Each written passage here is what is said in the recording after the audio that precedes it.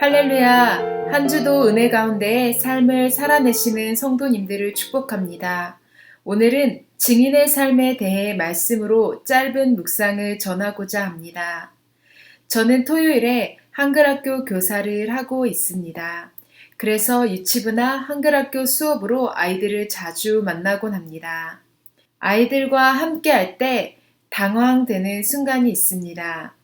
설교나 수업 중에 잘 듣고 있던 아이가 갑자기 말을 시작해서 설교나 수업 도중에 멈춰야 할 때가 있기 때문입니다. 예를 들어 여행이라는 말을 듣고 한 아이가 손을 들어 말합니다. 전도사님, 선생님, 저 여름에 디즈니랜드를 가요. 저 필라델피아에 갔었어요. 한국에 가봤어요. 이렇게 한 아이의 시작으로 여러 아이가 신나게 이야기를 하기 때문입니다. 이러한 순간에 아이가 민망해하지 않고 반응해 주면서 설교 본문이나 수업으로 들어갈 수 있는 재치가 저에게 필요할 때가 있습니다. 지난 한글학교에서도 이러한 일이 있었습니다. 제가 예뻐하는 한 아이가 자신이 다녀온 레고랜드 이야기를 시작하였기 때문이죠. 저는 얼마 남지 않은 수업 시간에 마음이 급해서 좋았겠다 하며 이야기를 자연스럽게 넘겼습니다. 보통 같았으면 이러한 상황에 넘어갔을 텐데 이 아이가 얼마나 더 말하고 싶었는지 이렇게 저에게 이야기했습니다. 선생님, 저에게 수업 끝나고 봄방학에 뭘 했는지 말할 시간을 주세요. 저와 친구들에게 말해주기를 원했습니다. 그리고 수업이 끝나기 전에 또 이 아이가 한 번 더 저에게 시간을 달라고 말했습니다.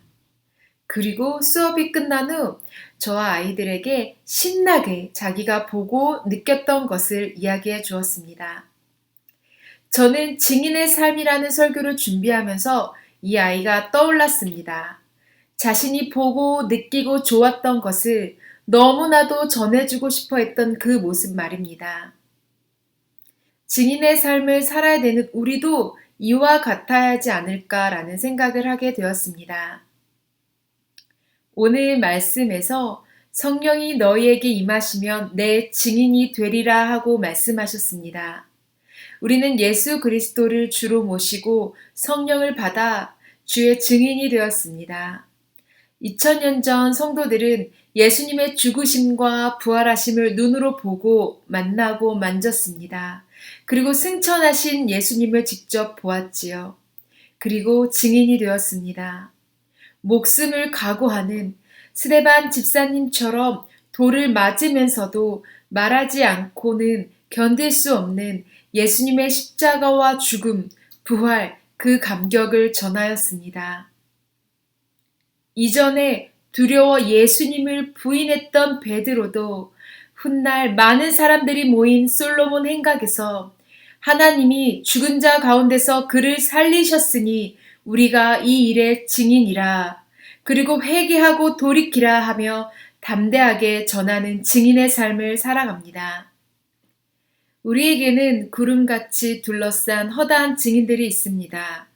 오래전 부활하신 주님을 본 성도들, 스데반 집사님, 또 그것을 지켜본 직접 예수님을 본 적 없지만 예수님을 만난 바울, 수많은 전도자와 선교사들, 성도들이 그 증인의 삶을 살아왔습니다. 이러한 증인의 삶을 가장 먼저 시작한 분은 누구일까요? 바로 예수님이십니다. 예수님은 스스로 친히 살아계심을 증거하셨다고 사도행전 1장 3절에 말씀하십니다. 구약부터 지금까지 하나님은 계속 살아계심을, 우리를 사랑하심을 말씀으로 보여주십니다.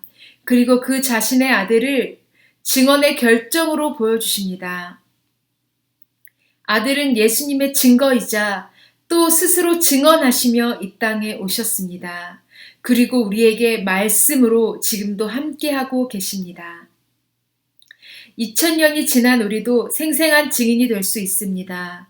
여전히 말씀으로 예수님은 하나님의 사랑을, 살아계심을, 영원히 있음을 우리에게 증언하고 계시기 때문입니다. 우리는 그 증언을 받아 사망에서 생명으로 옮겨지는 이 일의 증인이 되었습니다. 묵상 초반에 이야기했던 그 아이와 같이 말하지 않고는 참을 수 없는, 때를 얻든 얻지 못하든 터져 나오는 이 증언, 증인의 삶이 우리 모든 성도들에게 계속되어지기를 소망합니다. 승천하시며 주신 부탁, 우리에게 주신 그 사명의 삶을 잘 살아내기를 소망합니다.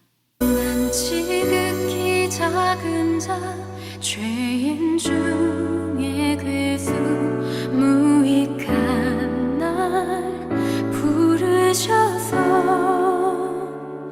간절한 기대와 소망 부끄럽지 않게 십자가 전개하셨네.